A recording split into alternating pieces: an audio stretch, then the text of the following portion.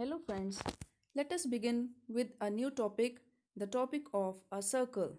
A circle, like a ring or a bangle, is a round shaped figure. By definition, a circle is in a plane the collection of all points which are at a constant distance from a fixed point. It is called a circle. When we mark so many points all near to each other which are equidistant from a fixed point, then the locus of such points, the collection of such kind of points which are at equal distance from a fixed point, these collections give a shape which is round and we call it as a circle. The constant distance is called the radius of the circle and the fixed point is called the center of that circle. Suppose we have got a thread of length 5 cm. We fix its one end at O. Look at the figure. Suppose OP is our thread whose length is 5 cm. O is the fixed point and thread is tied over here. Now we rotate the thread from point P, which is free to move, and we get the circular shape, the shape of the circle like figure 1. Here O, the fixed end, is center of the circle and the length of thread, that is OP. Here we took the example the length as 5 cm.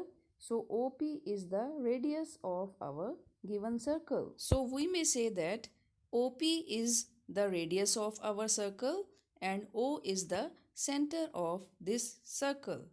Now let us study various terms related to the circle. We have to learn the names of these types like chord, segment, sector, semicircle, arc. These are various names related to a circle. Let us discuss them one by one. We begin with a chord. Look at the figure. We take 2 points P and Q on the circumference of the circle on the boundary and join them. The line segment joining the 2 points P and Q. This line on the circle is called its chord. Means we can say that a chord is a line segment joining the circle at 2 points. Now, when we move this chord PQ towards the center and when it reaches the center exactly, it becomes the diameter of the circle. Means chord which passes through the center is called diameter and the diameter is double of radius of circle. Also, when we move this chord further away from the diameter, its size decreases and reduces slowly. Means from here we can conclude that diameter is the biggest chord of a circle. So we may conclude that a chord is a line segment joining the circle from inside at 2 points and the longest chord is diameter. Next comes the segment. Segment is the region between a chord and either of its arcs. A segment is some portion of the circle. Look at the figure. Here, 2 types of segments are drawn, shown by the arrows, the minor segment and the major segment, as the names suggests. Minor segment is the smaller region between chord PQ and the arc, whereas the major segment is the major big area enclosed between the arc and the chord PQ. In simple language, segments are 2 portions of a circle. Next is the sector. The region between an arc and the 2 radii joining the center to endpoints of that arc.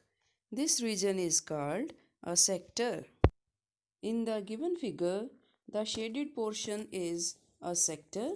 It is enclosed by the arc PQ and the radius OP and radius OQ. Angle POQ, which this sector is making at the center O. This angle is called the angle of the sector, and just like the segments, sectors are also major sector and minor sector. Here in the given figure, the shaded portion is minor sector because it is the smaller one, and the portion which is not shaded or colored, it is the major sector. Next comes semicircle. Semi, as we know, is half. So, half of the circle will be semicircle. When P and Q are ends of the diameter, then both arcs are equal and each is called a semicircle. Means for a semicircle, the chord is passing through diameter and the circle is divided into two equal halves. The last one is arc. Arc, a piece of circle between 2 points. Means the arc is circular in shape. Here in the given figure, arc PQ is shown. It is again a major arc and minor arc depending upon its size. So friends, we learnt various terms related to the circle. Let us recall them once again. The terms were chord, segment, sector, semicircle and arc. We should learn these properly. Read them from your course book also. In our next video, we will do a few more sums based on the circles. Till then, take care and work hard. Bye bye.